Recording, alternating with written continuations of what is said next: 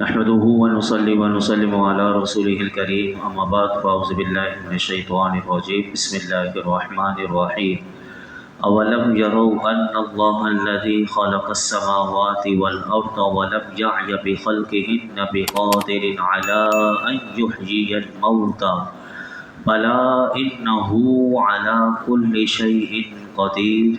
کیا انہوں نے نہیں دیکھا کہ وہ اللہ کہ جس نے آسمان اور زمین بنائے اور ان کے بنانے میں نہ تھکا، وہ اس بات پر قادر ہے کہ مردوں کو زندہ کرے؟ کیوں نہیں، بے شک وہ ہر شے پر قادر ہے۔ اس سے پہلی آیات میں مختلف انداز سے کفار مکہ کو وارننگ اور نصیحت کی گئی۔ اب اس آیت میں مرنے کے بعد دوبارہ زندہ کیے جانے کا انکار کرنے والوں کا دلیل کے ساتھ رد کیا جا رہا ہے۔ چنانچہ اللہ تعالیٰ نے ارشاد فرمایا کہ مرنے کے بعد دوبارہ زندہ کیے جانے کا انکار کرنے والوں نے اس بات پر غور نہیں کیا کہ اللہ نے کسی سابقہ مثال کے بغیر، کوئی مثال نہیں تھی، لیکن ابتدا سے آسمان اور زمین جیسی عظیم اور بڑی مخلوق بنا دی، اور انہیں بنانے میں فرمایا کہ وہ تھکا بھی نہیں۔ اور جو اللہ تعالیٰ زمین و آسمان بنا سکتا ہے، کیا وہ مردوں کو زندہ کرنے پر قادر نہیں؟ جو کہ زمین و آسمان بنانے سے ظاہراً لوگوں کے اعتبار سے کہیں آسان ہے، تو کیوں نہیں وہ ضرور اس پر قادر ہے۔ اور اس کی دوسری دلیل یہ ہے کہ اللہ تبارک و تعالی ہر ممکن شے پر قادر ہے، اور روح کا جسم کے ساتھ تعلق قائم ہونے کو دیکھا جائے تو یہ بھی ممکن ہے، کیونکہ اگر یہ ممکن نہ ہوتا تو پہلی بار بھی قائم نہ ہوتا، اور جب یہ ممکن ہے اور اللہ تعالیٰ تمام ممکنات پر قادر ہے تو اس سے ثابت ہوا کہ وہ دوبارہ زندہ کرنے پر بھی قادر ہے۔ پھر ارشاد فرمایا وَيَوْمَ يُعْرَضُ الَّذِينَ كَفَرُوا عَلَى النَّارِ أَلَيْسَ هَذَا بِالْحَقِّ قَالُوا بَلَى وَرَبِّنَا قَالَ فَذُوقُوا الْعَذَابَ بِمَا كُنْتُمْ تَكْفُرُونَ۔ جس دن کافر آگ پر پیش کیے جائیں گے تو کہا جائے گا کیا یہ حق نہیں؟ کہیں گے کیوں نہیں، ہمارے رب کی قسم۔ اللہ تعالیٰ فرمائے گا تو اپنے کفر کے بدلے عذاب چکھو۔ اب یہ تو پہلی آیت میں اللہ تعالیٰ نے ثابت کیا کہ مردوں کو زندہ کیا جانا یہ حق ہے۔ اب اس آیت میں قیامت کے دن کافروں کے بعض احوال بیان کیے جانے۔ چنانچہ اللہ تعالیٰ نے ارشاد فرمایا جس دن کافر کو جہنم کی آگ پر پیش کیا جائے گا، اس وقت بھی ان سے یہ کہا جائے گا کہ جو عذاب تم دیکھ رہے ہو کیا یہ حق نہیں؟ یعنی تم یہ کہتے تھے کوئی عذاب نہیں، کوئی مرنے کے بعد دوبارہ زندہ ہونا نہیں، تو اللہ تعالیٰ پوچھے گا، عذاب دکھا کر بھی پوچھے گا کیا یہ عذاب حق نہیں؟ تو اس دن وہ کہیں گے کیوں نہیں، اور رب کی قسم کھا کر کہیں گے ہمارے رب کی قسم بے شک یہ حق ہے۔ پھر اللہ فرمائے گا کہ آج یہ اقرار کرنا کہ ہمیں مرنے کے بعد دوبارہ زندہ کر دیا گیا، آج ہمیں عذاب پر پیش کر دیا گیا، آج ہمیں عذاب میں ڈال دیا جائے گا، اللہ فرمائے گا آج یہ اقرار کرنا تمہیں میرے عذاب سے نہیں بچا سکے گا، اور تم اپنے دنیاوی کفر کے عذاب کا بدلہ چکھو۔ الامان والحفیظ، اللہ ہمیں اپنے ایمان کی حفاظت عطا فرمائے۔ پھر آگے ارشاد فرمایا فاصبر کما صبر اولو العزم من الرسل ولا تستعجل لهم كأنهم يوم يرون ما يوعدون لم يلبثوا إلا ساعة من نهار بلى فهل يهلك إلا القوم الفاسقون۔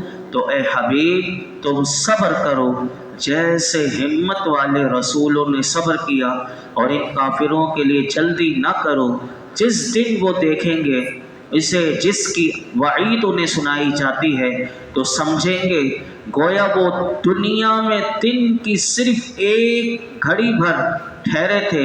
یہ ایک تبلیغ ہے تو نافرمان لوگ ہی ہلاک کیے جاتے ہیں۔ اس آیت کریمہ میں اللہ رب العالمین نے ارشاد فرمایا، اے پیارے حبیب، جب کافروں کا انجام یہ ہے کہ جو ہم نے ذکر کیا، تو آپ اپنی قوم کی طرف سے پہنچنے والی تکلیف ایذاؤں پر ایسے ہی صبر کریں جیسے ہمت والے رسولوں نے صبر کیا، کیونکہ آپ انہی میں سے ہیں، بلکہ ان میں سب سے اعلیٰ ہیں۔ اور ان کافروں کے لیے عذاب طلب کرنے میں جلدی نہ کریں، کیونکہ فی الحال انہیں اگرچہ مہلت ملی بھی ہے، لیکن قیامت کے دن ان میں سے کفر کی حالت میں مرنے والوں پر ضرور عذاب نازل ہوگا، اور جس دن وہ آخرت میں اس عذاب کو دیکھیں گے جس کا دنیا میں انہیں بار بار وعدہ دیا جاتا تھا کہ اللہ کا عذاب حق ہے، مرنے کے بعد حق ہے اٹھنا، لیکن وہ مانتے نہیں تھے۔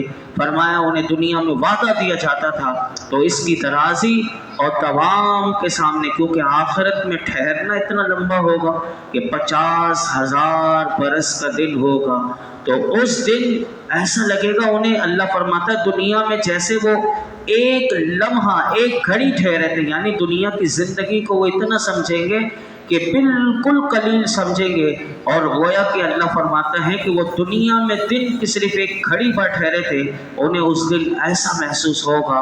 یہ قرآن اور وہ ہدایت اور روشن نشانیاں جو اس قرآن میں ہیں، فرمایا یہ اللہ کی طرف سے تبلیغ ہے، تو عقل مند کو چاہیے کہ اس قرآن سے ہدایت اور روشن نشانیوں سے فائدہ اٹھا لے، اور یاد رکھو کہ وہی نافرمان لوگ ہی ہلاک کیے جاتے ہیں کہ جو ایمان اور اطاعت سے خارج ہیں، وہی لوگ اللہ کے عذاب سے بچ نہیں سکتے۔ یہاں پر جو بات سمجھنے کی وہ یہ کہ یاد رکھیے کہ تمام انبیاء اور مرسلین جن کو اللہ نے بھیجا، وہ سارے کے سارے ہمت والے ہیں۔ جتنے بھی نبی آئے، مرسلین آئے، سب نے اللہ کی راہ میں آنے والی تکالیف پر صبر بھی کیا اور ہمت کا شاندار مظاہرہ کیا۔ اگر آپ سیرت انبیاء پڑھیں تو آپ کو پتہ چلے گا۔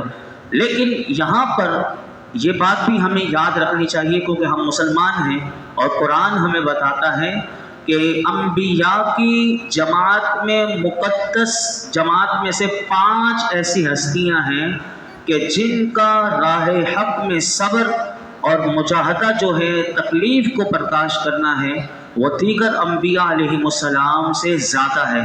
اس لیے بطور خاص انہیں اولو العزم رسول کہا جاتا ہے۔ جب بھی اولو العزم رسول کہا جائے تو اس سے 5 حضرات مراد ہوتے ہیں، اور وہ ہمیں یاد ہونے چاہیے۔ نمبر 1 میرے آقا علیہ السلام، نمبر 2 دوسرے نمبر پر حضرت ابراہیم علیہ السلام، نمبر 3 حضرت موسیٰ علیہ السلام، نمبر 4 حضرت عیسیٰ علیہ السلام، اور نمبر 5 حضرت نوح علیہ السلام۔ ان کو اولو العزم رسول کہتے ہیں۔ یہ انبیاء کی جماعت میں ٹاپ کے ہیں، یعنی یہ 5 جو ہیں یہ مقدس ہستیوں میں سب سے زیادہ، یعنی ان کے اوپر تکلیف زیادہ آئی۔ اور قرآن میں بھی یہ ترتیب اللہ نے ہمیں بتائی ہے کہ جس طرح میں نے آپ کے سامنے عرض کی، یہی ترتیب قرآن بھی بتاتا ہے اولو العزم رسول کی۔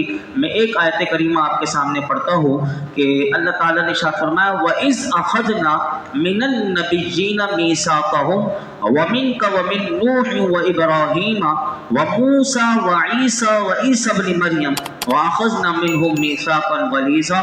اے محبوب یاد کرو جب ہم نے نبیوں سے ان کا عہد لیا، اور تم سے اور نوح اور ابراہیم اور موسیٰ اور عیسیٰ ابن مریم سے عہد لیا، اور ہم نے ان سب سے بڑا مضبوط عہد لیا، تو یہ ہیں اولو العزم رسول۔ اور یاد رکھیے کہ میرے آقا علیہ السلام نے خود ارشاد فرمایا کہ اللہ کی راہ میں جتنا مجھے سب سے زیادہ ستایا گیا، کیونکہ آپ سب سے اعلیٰ ہیں، اولو العزم رسولوں میں بھی سب سے پہلے نمبر پر ہیں۔ میرے آقا خود بتاتے ہیں کہ مجھے جتنی تکلیف اللہ کی راہ میں پہنچائی گئی ہیں، इतनी किसी और को नहीं पहुंचाई गई, और सब्र का जैसा मुजाहरा मेरे आका ने किया वैसा कोई ना कर सका। सुनिए, हदीस पाक में आपके सामने रखता हूँ ताकि हमारा ईमान ताज़ा हो कि मेरे आका अलैहिस्सलातु वस्सलाम जिनके लिए अल्लाह ने कायनात बनाई लेकिन उनको कितना सताया गया। सुनिए, हज़रत अनस रज़ियल्लाहु ताला अन्हु से रिवायत है कि रसूलुल्लाह सल्लल्लाहु अलैहि वसल्लम ने इरशाद फरमाया, जितना मैं अल्लाह की राह में डराया गया हूँ इतना कोई और नहीं डराया गया, और जितना मैं अल्लाह की राह में सताया गया हूँ इतना कोई और नहीं सताया गया। हमारी माँ उम्मुल मोमिनीन सैयदा आयशा सिद्दीक़ा रज़ियल्लाहु ताला अन्हा फरमाती हैं कि नबी अकरम सल्लल्लाहु अलैहि वसल्लम ने मुझसे फरमाया, ऐ आयशा, दुनिया की ज़ेब ज़ीनत और ऐश मोहम्मद मुस्तफ़ा सल्लल्लाहु ताला अलैहि वसल्लम और उनकी आल के लिए मुनासिब नहीं। ए आयशा, बेशक अल्लाह ताला उलुल अज़्म यानी हुजूर बता रहे हैं, हमारी माँ के ज़रिए हम तक ये पैगाम पहुँच रहा है कि हुजूर बता रहे हैं कि बेशक अल्लाह ताला उलुल अज़्म रसूलों से ये पसंद फरमाता है कि वो दुनिया की तकलीफ़ों पर और दुनिया की पसंदीदा चीज़ों पर सब्र करें। फिर मुझे भी इन्हीं चीज़ों का मुकल्लफ बनाना पसंद किया कि जिन्हें फरमाया, जिनका इन्हें मुकल्लफ बनाया। तो फिर मेरे आका ने आयत करीमा पढ़ी, फस्बिर कमा सबर उलुल अज़्म मिनर रसूल, ए हबीब तुम सब्र करो जैसे हिम्मत वाले रसूलों ने सब्र किया। फिर मेरे आका हमारी माँ को बता रहे हैं, अल्लाह की कसम खाकर हुजूर कहते हैं, मेरे लिए उसकी फर्माबरदारी ज़रूरी है। अल्लाह की कसम, मेरे लिए उसकी फर्माबरदारी ज़रूरी है, और अल्लाह की कसम मेरे लिए उसकी फर्माबरदारी ज़रूरी है, और मैं ज़रूर सब्र करूँगा जिस तरह उलुल अज़्म रसूलों ने सब्र किया।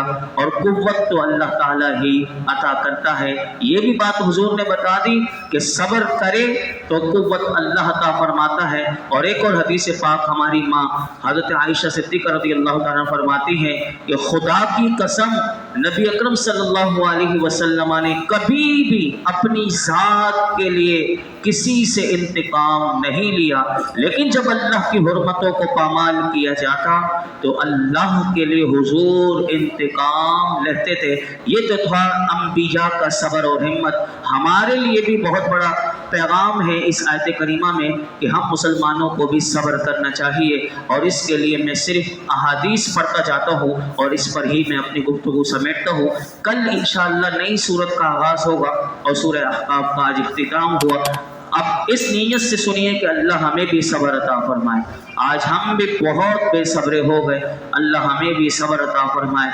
जिस चीज़ में सब्र नहीं करना चाहिए वहाँ हम सब्र कर रहे हैं, और जहाँ सब्र करना चाहिए आज वहाँ हम सब्र नहीं करते। तो इसको सुनिए कि मेरे आका अलैहिस्सलातु वस्सलाम की हदीस मुबारक में सिर्फ पढ़ता जाता हूँ। हुजूर फरमाते हैं, सब्र ईमान का निस्फ़ हिस्सा है, सब्र ईमान का सुतून है।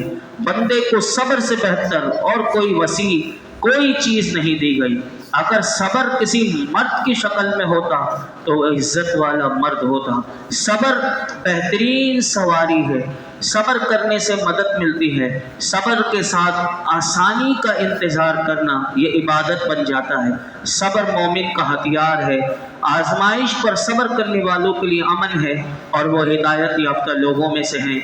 आँखें अगर चली जाएं, अल्लाह हमारी आँखों का नूर सलामत रखे, लेकिन फरमाया जिसकी आंखें चली जाएं तो उस पर वो सब्र करे तो उसकी जज़ा जन्नत है। और सब्र अफजल तरीन अमल है।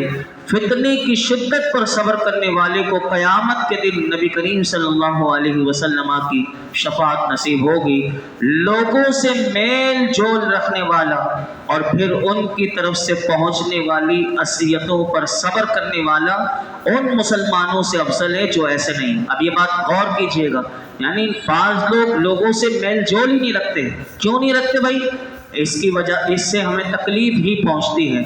तो अब देखिए इस हदीस में फरमाया लोगों से मेल जोल रखने वाला और उनसे पहुंचने वाली अज़ियतों पर सब्र करने वाला ये मुसलमान अफजल है उसकी बनिस्बत کہ جو لوگوں سے ملتا ہی نہیں، قطع تعلق ہی رکھی ہوئی ہے اور وہ ڈرتا ہے کہ مجھے تکلیفیں پہنچیں گی، لیکن اگر معاشرے میں رہنا بھی چاہیے، اگر پہنچ جائے تو صبر کر لے، معاف بھی کر دے کسی کو۔ اسی طرح صبر کرنے اور اپنا محاسبہ کرنے والے اللہ کے حساب کے بغیر جنت میں اللہ انہیں داخل فرمائے گا۔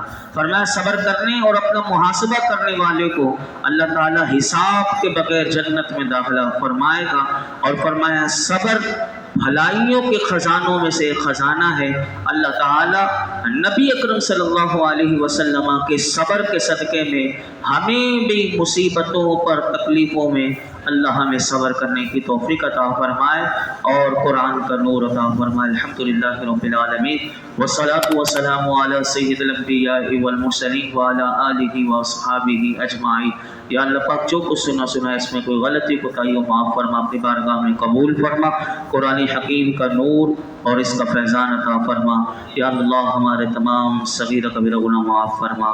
یا رب العالمین، یا ارحم الراحمین، ہماری ماں باپ کی ساری امت مسلمہ کی بے حساب مغفرت فرما، دنیا اور آخرت کی ساری بھلائیاں، کامیابیاں، عزتیں، نعمتیں، راحتیں، سکون عطا فرما، دونوں جہانوں کی خیر عطا فرما، خیر کی کثرت دے دے، خیر کو تقسیم کرنے والا بنا دے، ہر قسم کے گناہ سے بچنے والا بنا دے، با ادب با نصیب بنا، با ادب با نصیب بنا، ہر قسم کی بے ادبی سے بچا لے یا رب العالمین، ہر قسم کے ظالموں سے ہمیں نجات دے دے۔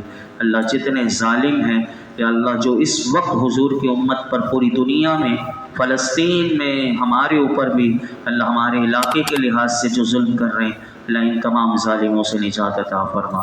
وصلی اللہ تعالی علی خیر خلق محمد وعلی آلہ وصحبہ اجمعین۔